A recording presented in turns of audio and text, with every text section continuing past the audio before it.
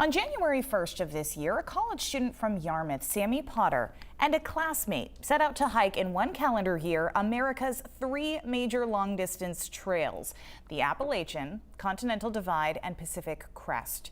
Those three trails cover nearly 8,000 miles, and to hike them in a calendar year is certainly an extraordinary accomplishment, especially since long stretches of all three are covered in snow in the winter. We've been checking in with Sammy Potter all year. He completed the Appalachian Trail in the spring and finished the Continental Divide Trail 2 weeks ago. Now he and his classmate are on the last stretch of the Pacific Crest Trail, and when we talked a few days ago, I asked him if he were starting to think about what it will mean to achieve his epic goal. For me, that's kind of overwhelming because I can't really imagine a life right now that's not on trail. And starting to think about that is something that's exciting, of course, but I'm far from ready to be off trail. So you guys have finished the Appalachian Trail. You have completed the Continental Divide Trail. You're back on the Pacific Crest Trail, some of which you had done already. How many miles do you have left to go to finish the Pacific Crest?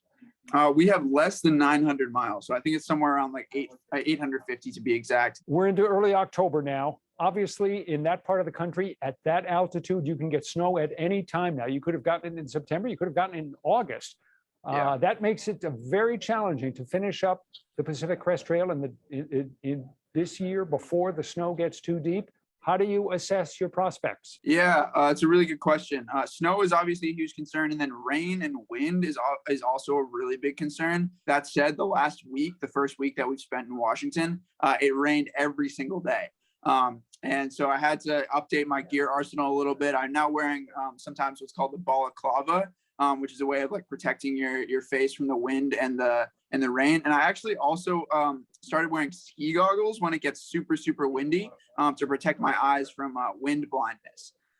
The other thing that's really interesting about this season is bears are starting to eat everything that they can. They're kind of finishing up their feast before they go into hibernation. And 2 days ago, I ran into a bear and two of its cubs, and unknowingly walked right in between on the trail between the mama bear and its cubs.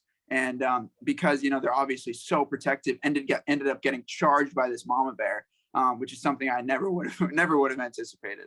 What was going through your mind right then? I mean, obviously you're fighting off fear, you're fighting off panic. What were you thinking?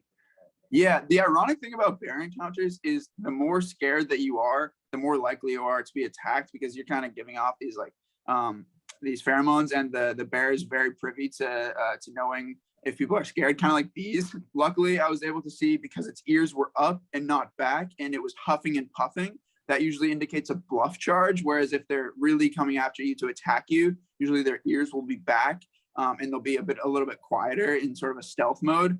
So I was able to recognize pretty quickly that it was probably a bluff charge, but there's still that like massive adrenaline rush, and your heart really skips a beat when a bear gets that close. And then when it was about 6 feet away, it kind of like swiped the air, and it's just amazing to see how powerful like their paw is. If I was much closer than 5 or 6 feet away, I probably would have gotten knocked out by that.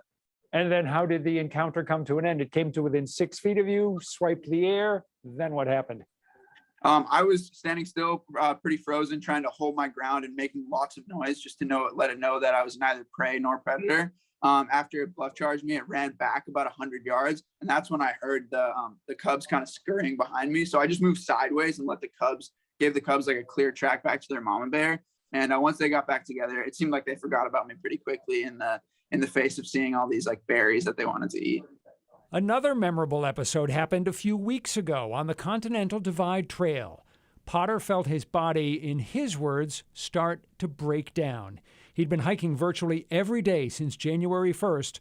His longest rest had been just 2 or 3 days. I felt like no energy. It kind of felt like anytime I stopped, I was about to fall asleep. My stomach was kind of hurting, and the joints in my legs and feet were like starting to kind of break down and get really stiff.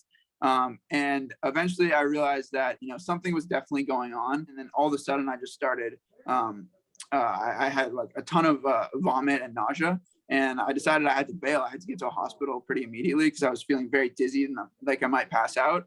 And it turns out they did some testing, and it turns out I had Giardia, and 2 types of E. coli all at the same time.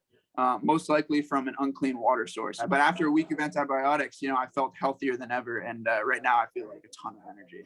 Again, we've talked about the arrival of autumn and the likelihood of snow, rain, just generally weather that may make it impossible for you to finish. On a scale of 1 to 100, how likely do you think it is that you guys will be able to complete the Pacific Crest Trail and achieve the calendar year Triple Crown?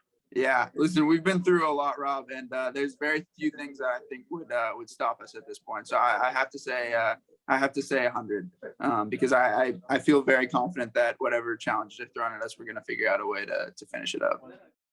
So yeah, I guess they've been through a lot so far, getting bluff charged by a bear, having 2 forms of E. coli and Giardia at the same time, all in a day's work. Yeah. So just to recap, if they do complete it, they will be the youngest ever to finish the Triple Crown. They hope to get done by about the end of October. Right now they are doing, as Sammy put it, big miles, 35 to 40 miles a day. Wow. Because they know they got to get done before the snow arrives. But he made an interesting point that when they were doing the Sierra Nevada in California in June, there was little to no snow in places where there normally would be feet of snow.